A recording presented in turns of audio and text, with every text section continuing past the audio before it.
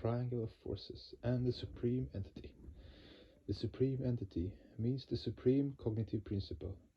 The cognition is the supreme entity, and not the operative principle, because this cognitive principle is the transcendental entity, and the operative principle or creative principle is functioning within the jurisdiction of consciousness. This universe is the creation of the operative principle within the jurisdiction, within the campus of the transcendental entity, of the cognitive principle.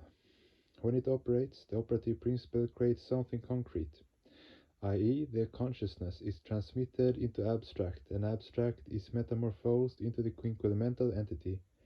Then that operative principle is called the creative principle. In Sanskrit we call the creative principle Maya, and the functional attributes. The collection of the functional attributes of this creative principle is nature. Though the creative principle is nature, it functions within the scope of consciousness. Prakriti functions, Shakti functions on the chest of Shiva. Shakti is an innate principle. She can dance, she can function only when she is permitted to do so by consciousness. Shiva, Paramashiva, so the supreme entity means Paramashiva, the supreme cognition. The cognitive principle is the invisible witnessing entity, witnessing the entire universe, both macrocosm and microcosm. Macrocosm is the psychic counterpart of the supreme cognition, and microcosmos the direct psychic counterpart of the unit cognition and the indirect psychic counterpart of the supreme cognition. This quinquelemental universe is a metamorphosed form of macrocosm. I say this universe is the macropsychic conation, and the microcosm is unit mind. The unit mind of Ram, Shama, Yadu, Madhu is not the direct creation of macrocosm, i.e., it has not been created directly by the macrocosmic mind. It is the creation of the quinquelemental universe, the creation of matter, and matter is the creation of the supreme mind. Matter is the creation of macrocosmic mind. Unit mind is the creation of matter.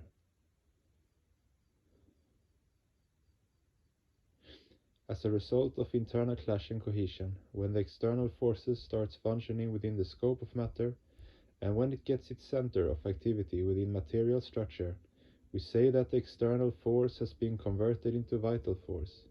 We say life has been created within matter. When, due to internal clash and cohesion, matter gets powdered down, it is called mind. The basic form of mind, i.e., underdeveloped mind. As the result of clash and cohesion, we get metazoic structure, we get complicated mind, and so finally in this world of ours, we get human structure.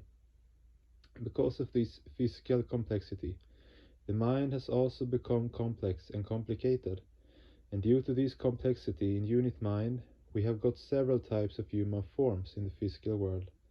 Mind is controlled by hormones, secreted from different glands and subglands. Those hormones control each and every different glands and subglands. Those hormones control each and every propensity of human mind. That is why I always lay stress that in intuitional science, an aspirant should control the mind or its propensities, which are being controlled by the glands and subglands. This is what is called sadhana. Intuitional practice, this is a science. Now the entire quinquelemental universe is governed by the functional attributes of the operative principle, which is known as nature. Hence it cannot remain outside and go beyond the campus of the transcendental entity. When unit mind ideates on the supreme mind, it is transformed into the supreme mind. When spiritual aspirants develop implicit faith and love for that Supreme Father, they surrender themselves at the altar of the grandeur of the Supreme, and become one with the Supreme Cognition. An aspirant wants physical oneness with the Supreme Cognition. This is called Nirvikalpa Samadhi in Sanskrit, and the aspirant's feeling of oneness with the macrocosm is Savikalpa Samadhi. Now human beings may be intellectually developed, but they function within their physical structures. Certain points of their brains act as nuclei, which help them to operate different functions and nerve cells. and entire nerve functions. So they have to function under certain limits, and that is why they are called microcosmic. The microcosms create their own world. In your mind you can create many things, but those things are purely psychic bodies and bear no value for others. In your mind you have created an elephant. That elephant is being witnessed by you only, and nobody else can witness it, so it is purely yours, and no one else has got anything to do with it. But because everything remains within the scope of macrocosm, when he is thinking of an elephant in his mind, for you it is external. When you create the elephant within your mind and you create another man within your mind, the man of your mind is witnessing the elephant of your mind. For the man of your mind, that elephant is a relative reality. Now, in psychic sphere, microcosms can create anything according to their desire, according to their cognition, but microcosms function under certain limitations. By nature, the microcosm is multipurposive in motive, but unilateral in action, and the macrocosm is unipurposive in motive, but multilateral in function. Macrocosm is multilateral. Microcosm is multipurposive in motive. You want to become rich, you want to become a great man, you want to render social service, you want to do so many things, you cherish so many longings in your mind. But while functioning, you can do only one thing at a time, one work at a time. Macrocosm, however, is unipurposive in motive. His only motive is to create many objects and individuals and to help his progeny in all-round development. It is his only purpose. So he is unipurposive in motive, but multilateral in action. He is doing so many things for the entire universe, for each and every entity. You are witnessing only your own mental faculty and your mental force, but he is witnessing everything in the microcosmic existence. He is the witnessing faculty. His pervasive association with all the microcosms is called Prota Yoga, and his relationship with each and every individual unit is called Otaha Yoga. He has got direct relationship with each and every entity, and he has got collective relationship with this collective universe. That is why you can say that he is multilateral in action. That is why in the Purusha Shuktam of the Rig Veda it has been stated, Sahasra Shirsha Purushaha Sahasrakshaha Sahasrapat Sa Bhumim Vishvato Vritvatya Tishtada Shangulam. Rig Veda Purushuktam. A microcosm functions with the help of only one brain, and the capacity of the brain is not more than its structure and nature, but he functions with the help of innumerable brains. All the brains are his creation, and the potentiality of so many brains lies within the scope of macrocosm. That is why none can challenge the authority of macrocosm. Sahasraksha. Whenever you see with your own eyes, with the limited sight of your optical strength, but you are within the transcendental entity. But he, being the transcendental entity, is witnessing everything without the help of any physical organ. So it has been said he is Sahasraksha.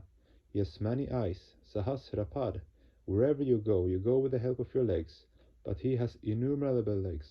Because he has got innumerable legs, one foot is here, another foot is on another planet. For him there is no spatial factor. That is why he is Sahasrapad. He is an all-pervading entity, and not within the scope of quinculemental universe, nor within the scope of the abstract, but above that. He is Atyatishatar Dashangulam. I have already said in another Dharma Mahachakra that in a human body the controlling point is the pituitary gland, the seat of consciousness, which controls directly the conscious mind, indirectly the subconscious, and more indirectly the unconscious. He is witnessing not only your physical or abstract expressions, but above that, your controlling of all these are being witnessed by him. So his existence is not only all-pervading within the realm of physicality and mental world, but your unit cognition is also being controlled and witnessed by him. Atya Tishtad Dashangulam. He is above 10 fingers measure, above the real abode of pituitary gland, i.e. pineal gland, above the realm of abstract and physicality. The supreme entity, the supreme Purusha. Purusha means Pure Sete Yaha Saha Purusha, resides within each physical structure. He is Purusha because the supreme fundamental relative factors are created by him. The spatial, the temporal, and the personal factors are within his campus. That is why whatever work has been done by these three factors, whatever will be done by these three factors, comes to him.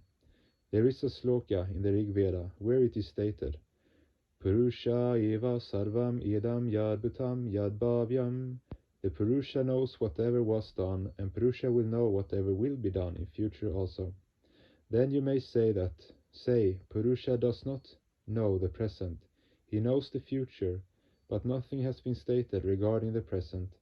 You know that philosophically and psychologically there is nothing called present. There is past and there is future. What I am saying, it is future for you, and when you hear it, it is past for me. Hearing by you and saying by me, my saying and your hearing are not being done simultaneously. There is a gap. That is why in whatever is done by us, by microcosms, a portion of the past, portion of the future correlated by the macrocosm is called a portion of the past, and a portion of the future correlated by the macrocosm is called present. So philosophically and psychologically there is past and there is future. And that is why in this sloka it has been said that Parama Purusha knows the past and knows the future. Yad Bhutam, Yad Bhavyam, what will happen will happen. He is the navel point of the creation. He is the Lord of the navel point of creation. One may think that one is an educated person, one is a learned person, or that one is animal in human structure. All, however, are only human beings. Remember that an animal is also the creation of the Supreme Father. It is a beloved of the Supreme Father. The Father cannot hate his animal children. You know, in Tantra, when one first does sadhana, in that phase, one is no better than an animal. One's structure is that of a human, but internally, one is just like an animal. When that animal does sadhana, he or she recalls the Lord. O Lord, I may be an animal, I may be a Pashu, but thou art my Lord. I am Pashu, but you are my Pashupati. So in the first phase of sadhana, the Supreme Entity is addressed as Pashupati. After starting sadhana, one starts psychic fighting against the crude force functioning within the mind, the crude force functioning within the society, the crude force functioning within the family, and the crude force functioning within the country. One starts fighting, so one becomes Vira. This Virata in fighting is actual sadhana. This is life. Life is the constant fight against belligerent forces. Life is a fight. Life is fight. When one starts to fight, one becomes a human in human structure. So in the second phase of sadhana, Pashupati becomes Vireshvara. It was another name of Lord Shiva. As a result of the fight, when this fighting tendency, this belligerent tendency, becomes one's own, in that case, one becomes Deva. Then one says, O Lord, by your mercy, I have become Deva, divine in human structure, and thou art my Lord. Thou art Mahadeva. So in the third stage, that very Lord becomes Mahadeva. Pashupati becomes Vireshvara, then becomes Mahadeva, according to the stages or phases of sadhana, of the spiritual aspirant. This fight against the centrifugal force functioning in the world is actually the sadhana. You know, in each and every structure, there are two forces, centripetal and centrifugal forces. In the case of cosmological order, in the case of Brahma Chakra, the centripetal force is called Vidya, and the centrifugal force is called Avidya. So spiritual practice, or the intuitional practice, is the fight between vidya and avidya. Sadhana is to strengthen vidya, the centripetal force, in one's movement towards the nave of the cosmological order. This cosmological nucleus in the nucleus of all other nuclei of the universe. This is the abode of supreme beatitude. Each and every nucleus of the universe gets shelter in supreme consciousness. That is why he is called Narayan. Ayan means shelter, Nar means operative principle. If one wants peace of permanent nature, if one has developed a longing for the supreme entity, one has to lead all one's propensities towards the supreme nucleus, and this movement is called sadhana. While moving towards this supreme nucleus, one will have to fight against the centrifugal force avidya shakti. In this fight against avidya shakti, one must have sufficient weapons. You know the sadhak is a soldier. A soldier requires weapons. Sadhana is a fight in your internal sphere, in your mind.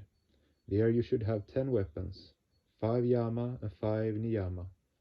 Similarly, in the fight against evil forces, in this crude physicality, you should have physical weapons. Those who want disarmament, and those who want to ban the atom bomb, are not friends of human society. The friends of human society want to accelerate the speed of human society. Those advocating disarmament want to retard their progress. Weapons you must have, as you should have control over your body and mind. There must be control, not abuse of your weapons. Now in this process, i.e. in the realm of intuitionalism, you should have 10 internal weapons, yama and niyama. Your progress in sadhana depends on jnana, karma and bhakti. Your actual progress is being affected by jnana and karma. But the final union with the Supreme, with the Mahadeva, will be possible to you when will be possible when you develop bhakti within you. In sadhana, you should remember that you have to develop bhakti in your mind. This bhakti, and you can go get you and you can get, and this bhakti you can get by regular sadhana, and by rendering selfless service. 17th Dala, November 1967 DMC. End of discourse.